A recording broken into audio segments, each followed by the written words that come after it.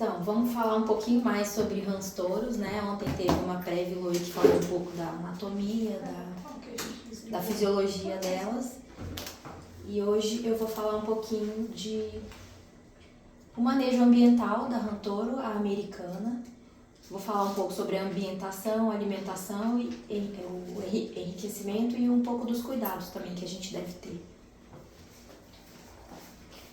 Quando a gente pensa num animal como a rã touro, né, que é um anfíbio, o que vem na nossa cabeça? O que seria uma imagem assim, de um ambiente ideal para elas?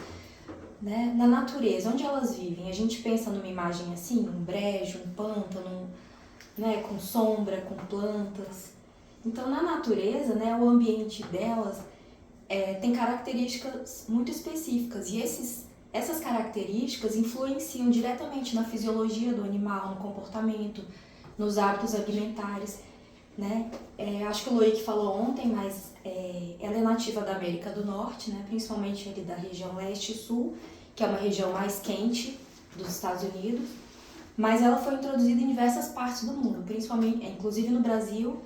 Ela chegou aqui por volta de 1935, mas as criações mesmo começaram a ganhar força na década de 80. Então... Qual que é o modo que ela chega ali? Ele vira um pouquinho mais pra cá que tá difícil de ler. Isso. Isso. Aí você vai passando... Aí... no ambiente natural delas, né, elas vivem em áreas úmidas, como os brejos, os lagos de água doce, pântanos, margens de rios e lugares com vegetação abundante, né? E elas são encontradas preferencialmente em lugares com água parada ou de fluxo muito lento. Elas não gostam de água com fluxo forte. E lugares que elas possam se esconder com facilidade também. Então, né, o que a inteligência artificial criou pra gente, assim, um ambiente natural ideal para uma rã touro? Um lugar com áreas secas para descanso, lugar que elas consigam se imergir totalmente, plantas, um clima mais ameno, quente, mas não tão seco, né? Então, na natureza, a temperatura ideal para elas é entre 22 e 30 graus, uma umidade relativa alta, acima de 70. O substrato desses lugares que elas vivem, né, é uma vegetação aquática, o fundo é lodoso, tem muita matéria orgânica e sempre tem cobertura vegetal, né, presença de juncos, taboas, gramíneas, plantas aquáticas flutuantes e submersas. E como que é o comportamento delas na natureza? Elas costumam ficar imóveis, né, por uma grande quantidade de tempo para emboscar suas presas. Passam boa parte do tempo dentro da água, mas também utilizam áreas secas para o descanso. Elas são predominantemente noturnas. Elas podem ser observadas durante o dia também, principalmente em dias mais chuvosos. E como é que elas interagem com o ambiente, né? Elas contribuem muito para o controle de população de insetos e pequenos vertebrados e podem impactar também a fauna nativa de lugares que elas foram introduzidas. Então a gente tem que tomar cuidado com a introdução desses animais na natureza. Outra pessoa vai falar do ciclo reprodutivo, mas eu vou só mostrar uma imagem aqui porque vai ajudar a gente a pensar num ambiente ideal para elas, né? Então os adultos botam ovos que eclodem e viram o estágio larval, que são os girinos. Existem vários estágios dessas larvas. Aqui ele já começou a ganhar o membro pélvico. Logo em seguida eles passam a serem chamados de imago ou juvenis. Eles já têm as pernas e braços, mas ainda têm resquício de cauda. E logo em seguida eles passam a ser adultos. Então, numa criação comercial, né, existe uma densidade de animais de acordo com o estágio de vida deles. Por exemplo, os girinos, até 1000 unidades por metro quadrado. Já os adultos aqui, já cai para 20 a 30 rãs, né? E isso também ainda depende da estrutura do lugar e do manejo. Numa criação comercial, a faixa ideal de temperatura seria de 25 a 30 graus. Temperaturas muito baixas reduzem o metabolismo e o crescimento, e muito altas também podem causar estresse e mortalidade. Nessa criação comercial, né, o sistema mais usado atualmente Ele possui uma renovação constante, né, que é o sistema de fluxo contínuo de água. Então a água vai passando de um tanque para outro e vai renovando, não totalmente, mas uma parte da água. O pH neutro entre 6,5 e 7,5, um pouquinho mais ácido. Uma água bem oxigenada, principalmente nos tanques de engorda. E a gente tem sempre que evitar o acúmulo de matéria orgânica, pois isso vai aumentar os níveis de amônia da água e é tóxico, né? Muito tóxico. Preferência por ambiente semi-sombreado. A luz natural é suficiente, mas deve-se deixar uma entrada de luz, né, indireta e evitar a exposição solar direta por longos períodos por risco de estresse térmico. No criador lá, a fase inicial dos girinos, eu vou só dar um resuminho aqui que outra pessoa vai falar melhor da alimentação. Eles comem microalgas, ração farelada e farinha de peixe. Já os juvenis e os adultos recebem ração peletizada, bem rica em proteína. E essa alimentação é controversa. Eu achei várias informações divergentes. Essa informação aqui de 2 a 3 vezes ao dia veio do manual técnico da Embrapa. Mas eu vi gente que dá a cada 3 dias, tem gente que dá uma vez ao dia. Tem gente que dá de meia hora. Tem várias formas de taxação de alimentação. Mas aí depende se é pra engorda, né? Se é pra engorda, eles querem que engorde rápido. Pensando no bicho pet. E depende da fase do Mas desenvolvimento. também tem estudo que mostra que a taxa de dar... Engorda não é proporcional à ingesta. Não, a taxa, a frequência de quanto dá no dia não impacta na engorda. O que impacta é a quantidade. Não importa quantas vezes você Se você dá. der 10 pellets, tipo, um por vez ao longo do dia ou 10 de uma vez. Não impacta na engorda. Entendi, Já a tem quantidade estudo, em si. O que impacta é a quantidade. Não pode deixar muito tempo em jejum. Mas eles têm um mecanismo de defesa de melatonina quando eles ficam mais de 96 horas em jejum. Eles dão melatonina como defesa, né? Para eles não ficarem... Diminui o metabolismo ali. Isso. Então eles não... Essa taxa, essa frequência aí não tem muito estudo conclusivo em relação realmente quantas vezes dá para eles. Mas aí a gente vê amanhã. Aqui é só um resuminho, né? De um manejo de criação comercial. A densidade, a temperatura, aquilo que eu falei. E eu trouxe essa foto aqui porque eu achei cruel. É uma criação no sistema Hanabox, que é a mais lucrativa, mas olha como esses animais ficam ali. São centenas de animais, sempre alagados, com uma luz artificial horrível. E esse negócio aqui fica girando e é um aspersor, que fica borrifando água. E essa água fica entrando e saindo? Isso. E são várias camadas de gaiola. É um galpão assim, com dezenas uma em cima da outra. Tipo o que fazem com galinha também, são as gaiolas. Isso. Então a vida delas é isso aqui, né? Cada um tem uma faixa de desenvolvimento e a vida delas é isso até chegar a hora do abate. E uma coisa interessante é que apesar de elas serem originárias da América do Norte, elas se deram muito melhor aqui no Brasil por causa da nossa temperatura. Lá um indivíduo pode demorar até 3 anos para ficar adulto para ir para o abate. Aqui tem criadores que em 7 meses já conseguem liberar para o abate as rãs, né? Porque a temperatura aqui no Brasil é sempre constante.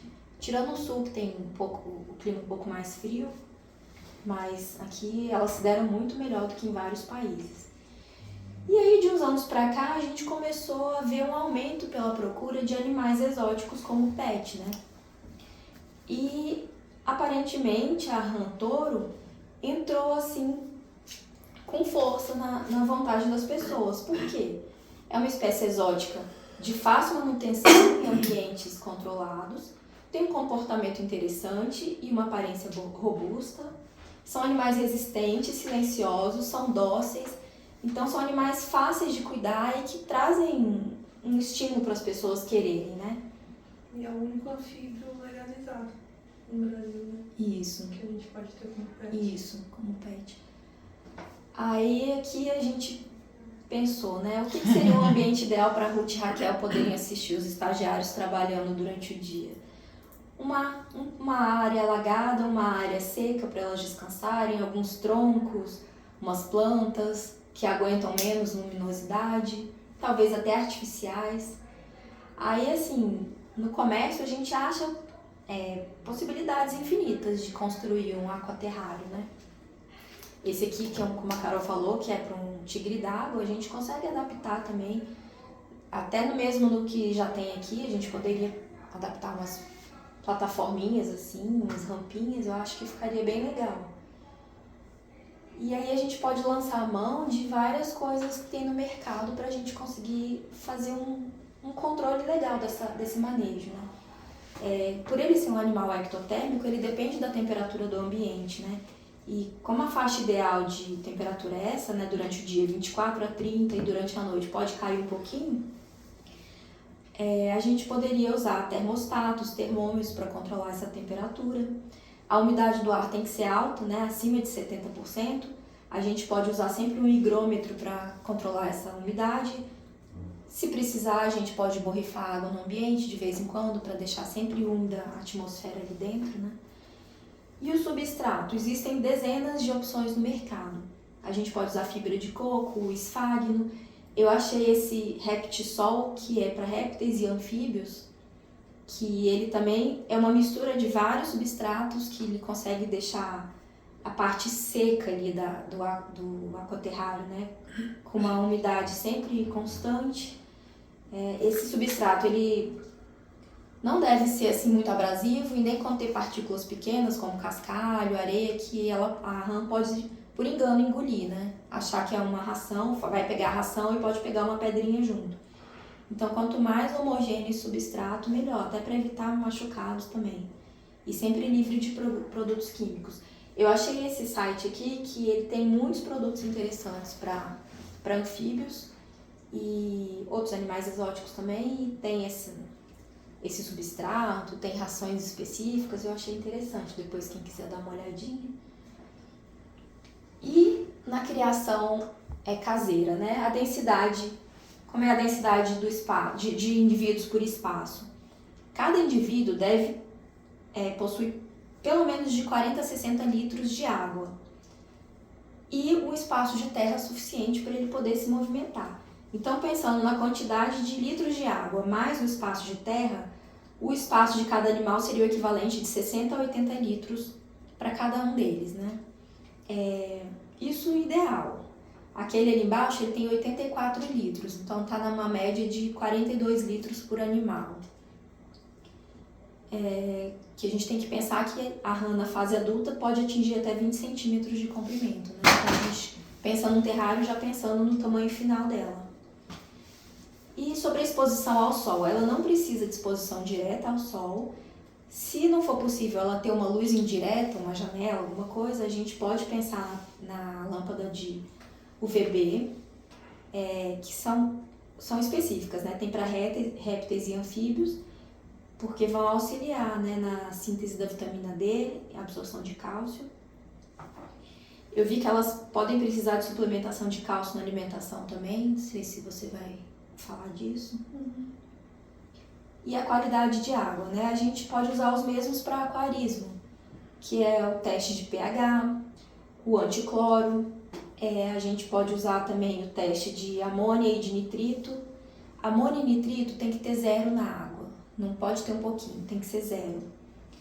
E uma filtragem biológica, tem vários modelos de filtro biológico, eu achei aqui super bonitinho porque você consegue até ver, pôr uma plantinha ali para enfeitar, e ele forma uma cascatazinha assim, né, que já faria a movimentação da água e a filtragem, né. O filtro biológico, ele tem várias camadas aqui, de cerâmica, carvão ativado, a manta acrílica que retém as partículas, e essas cerâmicas, elas vão acumulando algumas bactérias que fazem a decomposição da amônia também, da água, então já ajuda na qualidade da água. Os aquaterrários têm 2 tipos, né? Pode ser um aquário adaptado, que tem uma parte aquática profunda, o suficiente para elas se emergirem, e uma parte seca para o descanso. E no caso assim, de quem tem casa, quer fazer um quintal, pode ser esse terrário palustre, que simula ali um laguinho, um brejo, São bem bonitos. Para os aquaterrários a gente pode decorar com troncos, toquinhas, aquela planta que chama alface da água, que a gente acha facilmente também. Por exemplo, para animais que vão ficar com exposição solar, é legal colocar essa planta que vai fornecer a sombra para eles também, né? O local que o aquaterrário deve ser bem ventilado e com uma tampa segura para evitar fugas. Eu vi gente que coloca uma telinha só em cima do aquário para elas não pularem, né? Para o enriquecimento ambiental, a gente tem que pensar o quê? Tem que proporcionar áreas aquáticas e terrestres. A gente tem que recriar um ambiente o mais parecido possível com o ambiente natural delas. Oferecer espaço, garantir as condições corretas de luz, temperatura e umidade. Incluir plantas aquáticas. Proporcionar as áreas de descanso. As áreas de aquecimento. E também eu vi que é legal, assim, a cada semana a gente mudar a posição das coisas dentro do aquário para estimular elas elas são curiosas, a procurar comida em outros lugares e a explorar o local. Sobre a contenção. Ela cresceu. Cresceu já, Meu né? Deus, ela cresceu. O ideal é a gente fazer a contenção segurando aqui pela região pélvica delas. Tá vendo esse dedinho aqui? Ele tá tecnicamente tampando ali a cloaca para evitar uma descarga de urina e de fezes.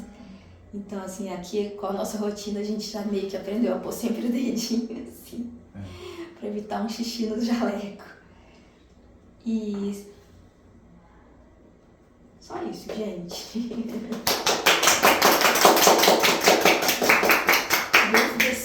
Arrasou.